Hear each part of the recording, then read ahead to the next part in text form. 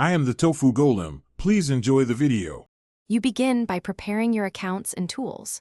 Sign into your Google account in the iPhone browser because the Play Store app itself won't run on iOS. Once signed in, go to the Google Play web interface to browse apps or media. Make sure you decide now if you'll only view content on your iPhone or remotely install to an Android device. That choice changes the next steps. Don't waste time downloading questionable third-party installers. Use the official Google web portal for safety. Once on the Play web page, use the search bar to find the app, game, or media you want, because the web UI mirrors categories and ratings. If you intend to install to an Android device, open the app page and select the target device from the device dropdown, then tap Install.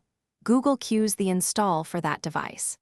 Make sure to review payment method and subscription options in account settings and enable family sharing if needed. These steps let purchases flow to the correct device and user without confusion. You're at the finish line. Verify the app appears on the Android device or open purchased media via the web player.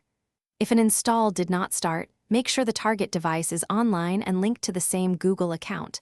Then retry the remote install. If payments failed, check your payment methods and order history.